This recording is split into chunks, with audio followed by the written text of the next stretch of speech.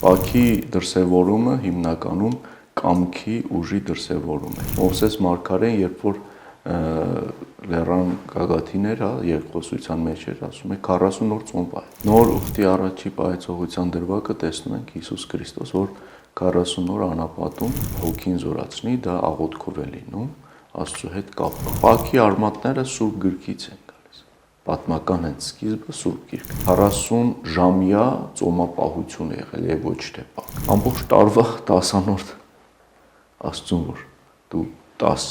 քո հոգևորը 10 հոգիդ պիտի ավելի շատ գերիշխող լինի։ Հոգին, երբ որ փոփոխվեց, մարդու արտաքինն է։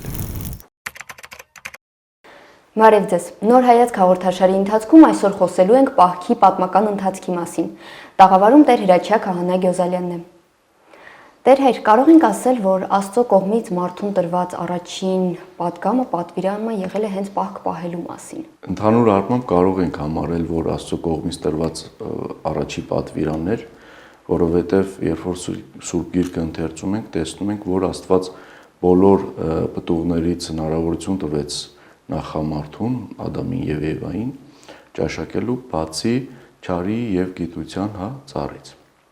Եվ պաքի դրսևորումը հիմնականում կամքի ուժի դրսևորում էր, որ թեև վստահաբար Աստված գիտեր, որ մարդը պետք է խախտեր, ուղղակի տվեց հնարավորություն, որ մարդը այդպես նաև ազատ կամքը դրսևորի։ Տեր Հայր, պահքի վերաբերյալ առաջին հիշատակությունների մասին խոսենք, ինչ հիշատակություններ կան։ Թե 5 կտակարանում, հետո անցնենք նաև նոր կտակարանին։ 5 կտակարանում բազմաթիվ հիշատակություններ կան, արտաքսումից հետո, եթե մենք ընթերցում ենք, նաև տեսնում ենք Նոյը տապանի մեջ աղաչանքներով, աղոթքներով միշտ Աստծո հետ խնդրում էր, որպեսզի ներում լինի ամբողջ մարդկությանը, եւ հաջորդը կարող ենք տեսնել նաև մեկ այլ դրվագ, երբ որ Սոդոմն ու Գոմորը ավերվեց, ինչ էր, որ ավելի մարդիկ կերակրին տրվեցին, այդ ցոփ շվայտ կյանքին տրվեցին եւ մոռացան հոգեվորի մասին, եւ 5 տակարանում բազմաթիվ տեղեր կան։ Մեկ օրինակ նաև կարող ենք բերել Մովսես մարգարեն, երբ որ լեռան գագաթին էր, երկխոսության մեջ էր, ասում է 40 օր ծոմ պահեց։ Ծոմ։ Եվ նաև կա, որ Դանիելը արվեստների, գվում, երբ որ պահեցողությամբ, աղոթքով, այսինքն պակը հոգևոր կամքի դրսևորումն էր եւ այդպես մարդը իրեն մի փոքրիկ, այսպես ասած, զրկանքի էր ենթարկում եւ հոգին առաջ գար եւ Աստծո հետ երկխոսություն ուներ։ Նոր ուխտի առաջին պահեցողը հենց Հիսուս Քրիստոսն է, Տեր Հայր։ Նոր ուխտի առաջի պահեցողության դրվագը տեսնում ենք Հիսուս Քրիստոս, որ 40 օր անապատում, ինչպես որ փորձության շրջանն է, եւ այնտեղ շատ հետաքրքիր հենց այսօրվա համահունչ բան կա, դող կա, որ ասում է ոչ միայն կերակրով կապրի մարդը, չէ, նաեւ հոգևոր առումով պետք է մարդը կարողանա հոգին զորացնի, դա աղոթքով է լինում Աստծո հետ կապ։ Տեր Հայր, քանի որ անապատի դրվագի մասին խոսեցիք, փաստորեն դա նաև մեծ պահքի 40-օրյա պահեցողության շրջանի հիմքն է։ Մեր այսօրվա հիմքը համարվում է դա, նաև եթե 5 տակարանն ենք գնում, Մովսես մարգարեի ծոմապահությունն էլ է ներառվում, բայց ընդհանուր առմամբ պահքի արմատները Սուրբ Գրքից են գալիս։ Պատմական հենց սկիզբը Սուրբ Գիրքն է։ Այլ բանը ընթացքում որոշակի փոփոխությունների ենթարկվել են մարդկանց կողմից, եկեղեցիների կողմից ընդհանրական։ Այդ մասին խոսենք, ինչ փոփոխությունների են ենթարկվել, այն ժամանակ ինչպես է եղել, այսօր ինչ փոփոխություններ կան։ Տեսեք, հիմնական արձանագրությունները, որ ակտիվ կերպով էսպես է, բառացի նշեմ, որ պահոց շրջանի վերաբերյալ հանդիպում ենք հայրերի գրվածքներում, նշվում է, որ երկրորդ, երրորդ դարերում մարդիկ տարբեր կերպ են քրիստոնյաները պատրաստվել Սուրբ Հարության տոնին։ Սկզբնական շրջանում Տերտուղիանոսի մոտ եւ Սուրբ Իրենիոսի մոտ ընթերցում ենք, որ 40 ժամյա ծոմապահություն է եղել եւ ոչ թե պակ։ 40 ժամյա ծոմապահություն, այնուհետև եկեղեցիները որոշակի փոփոխությունների, այսինքն 40 ժամյա պահեցողություն հաստատեցնենք։ Այսինքն մարդիկ ավակ ուրբաթ երեկո եւ մինչեւ Սուրբ Հարություն ծոմի մեջ են եղել, ծոմ։ բառի բուն իմաստով ոչինչ չեն կերել։ Ինչու համարել են, որ սա Քրիստոսի հետ բաժանումը սկիզբ է առնում խաչելությունից, խաչի վրա մահվանով եւ հարությամբ արդեն միություն։ Եվ պակը լուծվել է, այսինքն ավարտվել է Սուրբ Հարության տոնով։ Բացի դա տեսնում ենք նաև Մատթեոսի ավետարան 9-րդ գլխի 15-րդ համարում, որ ասում է՝ միթե կարելի է հարսնաքավորները սուկ պահեն, քանի փեսան իրենց հետ է, բայց կգա ժամանակ, որ փեսան իրենցից կվերցվի եւ ծոմ կպահեն։ Այս տողերը ուղիղ են հասկացել տվյալ ժամանակաշրջանում։ Այնուհետև, եթե պատմական հայացք ենք նետում ընդհանուր առմամբ Պաղոց շրջանին, տեսնում ենք նշվում է նաև հայրերի մոտ, որ ձևավորում է եկեղեցիներում 6 օրյա պակ, այսինքն վերջի ավագ շաբաթը 6 օրյա պակ, եւ այս 6 օրյա պակն էլ տարբեր կերպ է եղել, մարդիկ միևնույն կերպ չեն պահել, այսինքն եղել է ժամանակ, որ մարդը 6 օրն էլ ծոմ է եղել են մարդիկ, որ տկարություններ են ունեցել եւ վերջի 2 օրը 40 ժամյան են։ Սա պատմական հենքն է, որ մենք ընթերցում ենք հայրերի մոտ եւ Պաղոց շրջանը ընդհանուր առմամբ եկեղեցու կյանքում կարևորագույն շրջաններից մեկն է համարվում եւ նաեւ համարվել է, որ պետք է ձևավորվեր ամբողջ քրիստոնյաների համար Պաղոց շրջանը որպես 10-անորդ իրենց կողմից Աստծուն։ Տերեր, երբ նշում ենք, որ Տերը անապատում չկերավ եւ չխմեց, բայց քանի որ նա մեղքեր չուներ, այսինքն մարդկանց մեղքերի համար էր այդ պահեցողությունը։ Մենք երբ որ ավետարան ընթերցում ենք, այդ պահեցողությունը մարդկանց համար էր, բացի դա նաև օրինակ պետք է լիներ։ Ինչու, որովհետև ավետարանը մեր ուղեցույցն է, ուղենիշն է քրիստոնյայի, օրենքի գիրքն է, հա։ Եվ մենք երբ որ ընթերցում ենք ավետարանը, ոչինչի կարիք չուներ Աստված, Աստծո որդին։ Կատարյալ մարդ, կատարյալ Աստված էր, փառքի կարիք չուներ, բայց մեզ ինչ է ասում, հոր կամքը կատարելու համար եկա եւ մեզնից ուզում է, որ մենք էլ նմանվենք, հա, այն լիարժեք խոնար զավակին, որի սպասում է Աստված։ Հիսուս Քրիստոս այս իրականություն եկավ մեզ փրկության ճանապարհը ցույց տալու համար։ Եվ այն ամեն ինչ, որ մենք ընթերցում ենք եւ այսօր եկեղեցու ավանդական եկեղեցիների կյանքում պահպանվել է, այս ամենը մարդկությանը, հա, հուշելու համար է, թե Աստված ինչ է ուզում։ Պահոց այս ընթացքը նույնպես որպես մեծ օրինակ է Հիսուս Քրիստոսի 40-օրյա անապատական կյանքն էր։ Պահոց շրջան նաև նշեմ հոգևորականները անցնում են ձեռնադրությունից հետո, երբ որ օծվում են, դառնում են օծյալ քահանա, 40 օր մնում են եկեղեցում, մայրաթոր Սուրբ Էջմիածնում։ Պահոց շրջանը խոկման, աղոթական, հոգևոր աճի նաև շրջան է, որը պարտադիր պիտի լինի ուղեկցող աղոթքների մասնակցությամբ, հոգևոր ընթերցանությամբ, ներքին խոկմամբ, այսինքն Աստծո հետ կապով։ Եվ այն ամենը, որ մենք ասենք պահենք միայն կերակուր, մեր 21-րդ դարում, առավել ևս դարի բոլոր շրջաններում,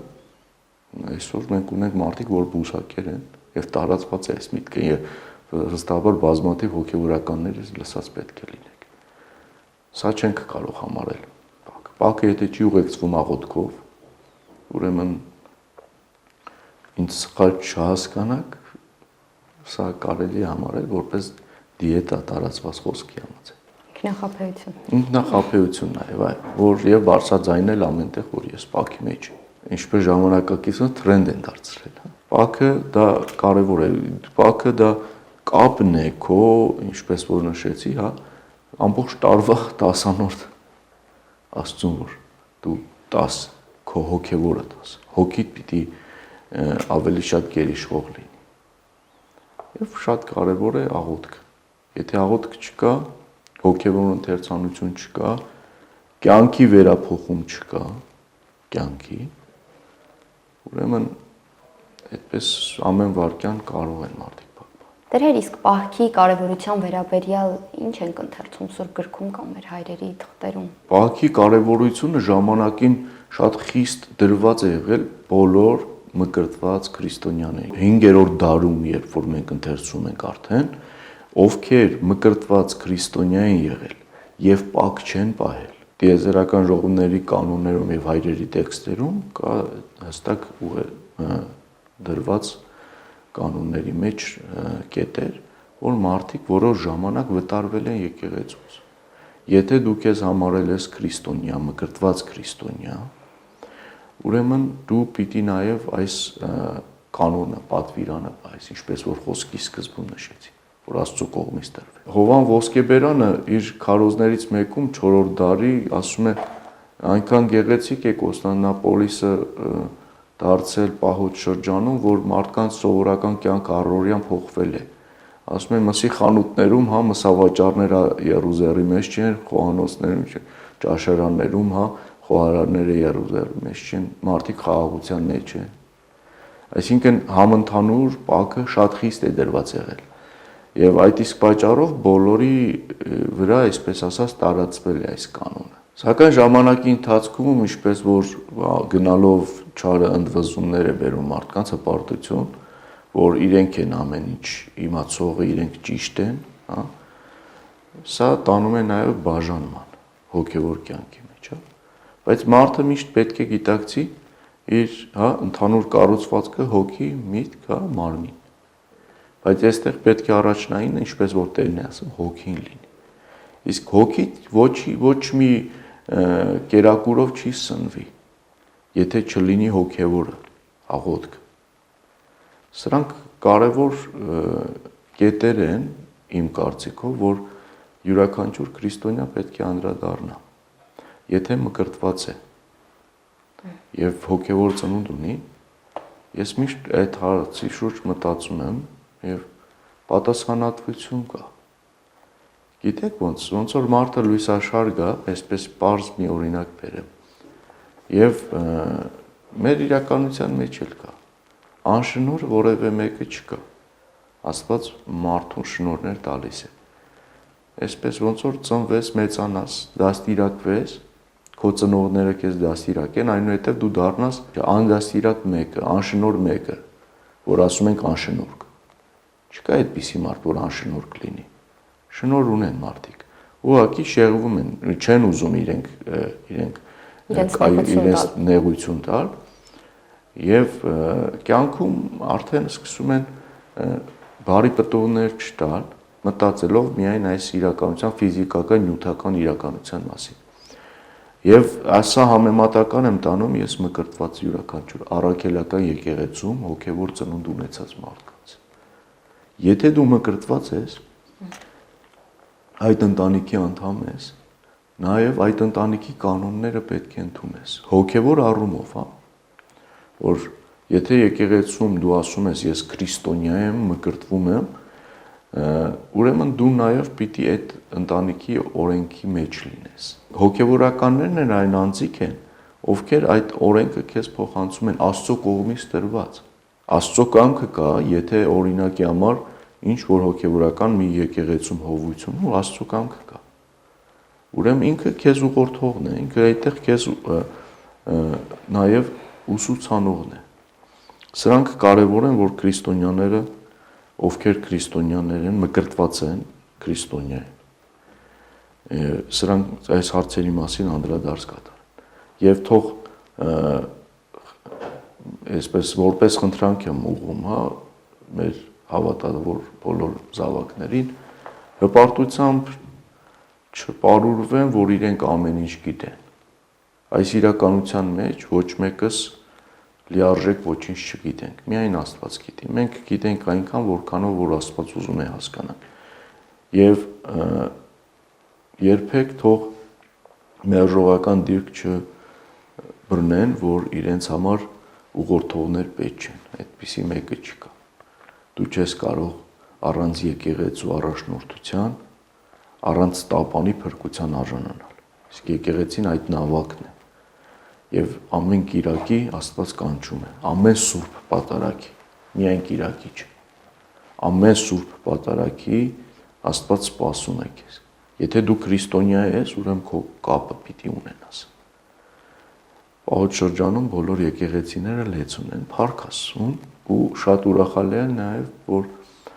ինձ միշտ հավատացյալներ ասում են եկեղեցիներում նաև երիտասարդները շատ կան, դա էլ է ուրախալի, որտեղ երիտասարդները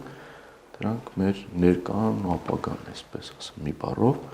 ամեն մեկը իր տեղ ունի, բայց եկեղեցու զարթոնքի մեջ մեծ դեր ունեն իրենք։ Տեր ամփոփելով մեր այս զրույցը, մենք դարերի խորքից եկող օրինակներ թվարկեցինք։ Պահքը ինչ կարևորություն, նշանակություն ունի ժամանակակից մարդու համար, դարեր առաջ ապրող մարդու համար, եթե այսպես կարճ ասենք, ինչ է տալիս պահքը մեզ։ Պահոց շրջանը պահել հենց բառը, հա, այսինքն կամքի ուժի դրսևորման շրջան է։ Չար սովորություններից, չար արարքներից ետ կանգնելու շրջան է։ Բարկացող է մարդը, կարող է ինքը իրեն ինքնադաստիարակել, որ այդ մեղքից, այսինքն այդ իր առօրեական սովորությունից ետ մնա։ Պահոց շրջանը քո կապն է վերահաստատում Աստծո հետ։ Ես նշեցի, որ հոգևոր, հա, փոփոխության մի շրջան է։ Գիտեք, շատերը ասում են, ես ունեմ այս սովորություններ, օրինակ ծխախոտ, հա, օգտագործել, խմիչք, տարբեր չար սովորություններ կան մեր իրականության մեջ, նաև մարդկային թուլություններ են, չեմ ուզում դատապարտել, բայց հնարավորություն է մարդը օրինակի համար ասում է 48 օր չեմ ծխում տերել։ Պարզ օրինակ ծառայական ծառայության ընթացքում։ Եվ եթե դու կարողանում ես այդ 48 օրը քեզ հետ պահել այդ սովորությունից, հա, ծխախոտ չօգտագործելուց, դու կարող ես ողջ ընթացքում դա արդեն կիրառել, այսինքն դու մի սովորությունից հետ կանգնեցիր, որը աստվածահաճո չէ։ Ու պահոց շրջանը ամեն ժամանակաշրջանում, տեսեք, մենք բոլորս պատրաստվում ենք Սուրբ Հարության տոնին, մեծ ուրախությամբ, եւ իմ համար կարելի ասել Տիրոջ նվիրված տոները մեր իրականության բոլոր տոնացույցերի մեջ ամենակարևորագույն ու ամենաառաջնային տոներն են։ Սուրբ Հարության տոնին, ինչպես որ նշեցի, մարդիկ պատրաստվել են հնում տարբեր կերպ։ Հոգևոր գիտակցություն ունեցել են, այսինքն, որ մեր Տերը մեր համար չարչարվեց, մեր համար գանվեց խաչի վրա։ Ցավը մեր, որ մենք պիտի մեր մաշկի վրա զգայինք, ինքը զգաց։ Աստված, հա, Աստծո որդին ու մեզ փրկության արժանացրեց։ Եվ մեր Տերը տվեց հնարավորություն, որ մենք էլ առանց այդ չարչարանքը, հա, մարմնական զգալու, գոնե հոգևոր առումով փրկության արժանանանք։ Ուրեմն պահքը շատ կարևոր է։ Մեծ պահոց շրջանից բացի եկեղեցին բոլորս գիտենք ունի օրապահքեր, շաբաթապահքեր, հա, հիսնակաց պահք։ Եվ կերակուրից զատ հոգևոր կարծում եմ, որ կերակուրից զատ պետք է հոգևոր փոփոխություն ունենանք, որովհետև հոգին, երբ որ փոփոխվեց, մարդու արտաքինն էլ է փոփոխվում։ Սա շատ կարևոր է, որ հասկանանք։ Շնորհակալ եմ։ Շնորհակալ եմ ես էլ։ Ես հիշեցնեմ, որ Նոր հայացք հաղորդաշարի ընթացքում Տեր Հրաչյա Քահանա Գյոզալյանի հետ զրուցում էինք պահքի պատմական ընթացքի մասին։